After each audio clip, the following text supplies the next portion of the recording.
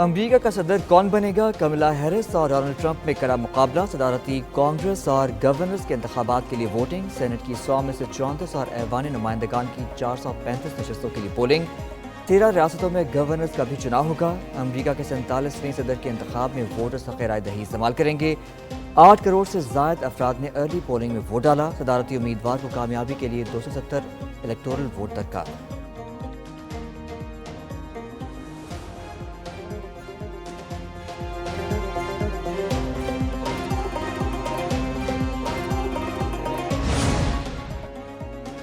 Republican صدارتی امیدوار Donald Trump نے ووٹ ڈال دیا۔ سابق صدر نے اہلیہ میلانیا ٹرمپ کے ساتھ فلوریڈا میں اپنا ووٹ کاسٹ کیا۔ ڈیموکریٹ صدارتی امیدوار کملا ہیرس بذریعہ ڈاک ووٹ ڈال چکی ہیں۔ نائب صدر کے لیے ریپبلکن امیدوار جے ڈی وینس نے سنسناٹی میں ووٹ ڈالا۔ دوسری جانب امریکی ریاست پینسلوینیا کی کیمبریا کاؤنٹی میں ووٹنگ مشینوں میں خرابی، تکنیکی مسائل کی وجہ سے ووٹنگ کا عمل سست پڑ گیا۔ نیو یارک علاقے، کوئنز اور انڈیانا میں بھی ووٹنگ مشینوں میں خرابی کی اطلاعات۔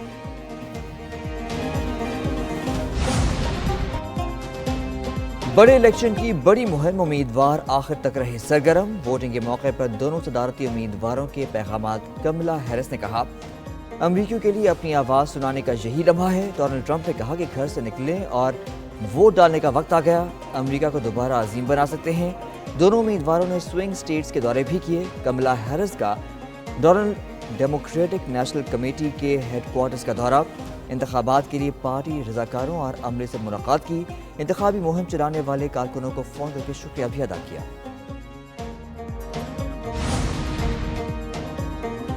امریکہ میں کون آئے گا برسر اقتدار؟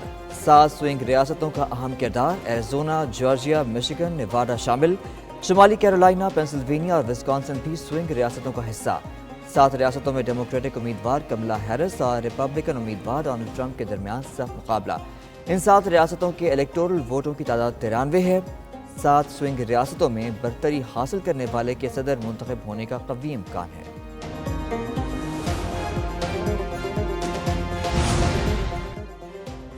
تین سے برابر رہا مقابلہ، پہلے غیر سرکاری نتیجہ۔ نیو ہیمپشائر کے شہر ٹرکس ویل نورچ کے پولنگ اسٹیشن پر صرف 6 ووٹ ڈالے گئے۔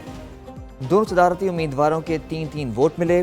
ریاست ورمونٹ، کنیکٹیکٹ، انڈیانا، کینٹکی میں پولنگ پہلے شروع ہوئی۔ Maine, New Jersey, New York, Virginia سمیت تمام ریاستوں میں ووٹنگ کا عمل جاری۔ زمین کے بعد خلا میں بھی ووٹ پر پڑ گیا ہے۔ امریکی خلا بازوں نے بھی اپنے ووٹ کا حق استعمال کر لیا۔ خلا بازوں نے خلائی اسٹیشن۔ امریکی انتخابات میں ایک بار پھر روس پر مداخلت کے الزامات، ایریزونا میں دھاندلی کی ویڈیو وائرل، جبکہ جارجیا میں بم کی افواہیں۔ ایف بی آئی حکام کا کہنا ہے کہ روس چھوٹے پروپیگنڈے میں ملوث نکلا۔ سوشل میڈیا پر ووٹنگ ہیرا پھیری کی جھوٹی ویڈیو وائرل ہے۔ جعلی ویڈیوز میں ووٹ کملا ہیرس کے حق میں۔ بڑے الیکشن کی بڑی کوریج، ایک نیوز ہیڈ کوارٹر سے امریکہ کی ہر ایک ریاست تک۔ کون ہوگا وائٹ ہاؤس کا نیا مکین؟ فیصلے کی گھڑی آ گئی۔ کیا مسلم کمیونٹی کے اہم مسائل حل ہو پائیں گے؟ پاکستان کے لیے امریکہ میں تبدیلی کتنی اہم ہوگی؟ پاک امریکہ تعلقات پر کیا ہوں گے اثرات؟ واشنگٹن ڈی سی اور ایک نیوز ہیڈ کوارٹر سے ماہرین کے تجزیے، صرف ایک نیوز پر۔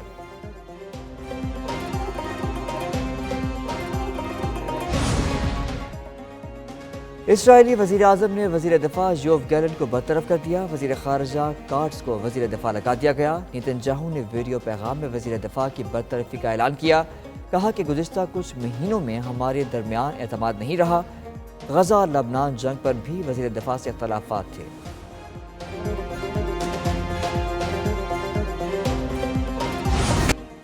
سپریم کورٹ کا آئینی بینچ تشکیل، جسٹس امین الدین سربراہ مقرر۔ جوڈیشل کمیشن نے آئینی بینچ کے 7 ججوں کی بھی منظوری دے دی ہے، اعلامیہ جاری۔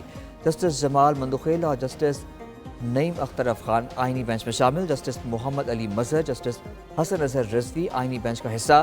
جسٹس عائشہ ملک اور جسٹس مسرت ہلالی بھی سپریم کورٹ کے آئینی بینچ کے لیے نامزد۔ Justice Amin Uddin practice and procedure committee کے رکن بھی نامزد۔ جسٹس جمال مندوخیل کو جوڈیشل کمیشن کا 13واں رکن بنا دیا گیا۔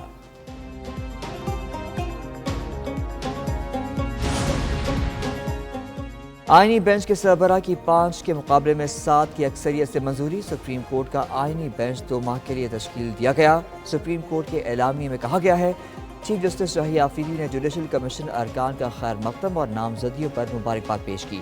عمر ایوب نے کورم کی نشاندہی کی، ارکان نے اعتراض مسترد کر دیا۔ ارکان نے چیئرمین کمیشن کو سیکریٹریٹ کے قیام سے متعلق فیصلے کا اختیار دیا ہے۔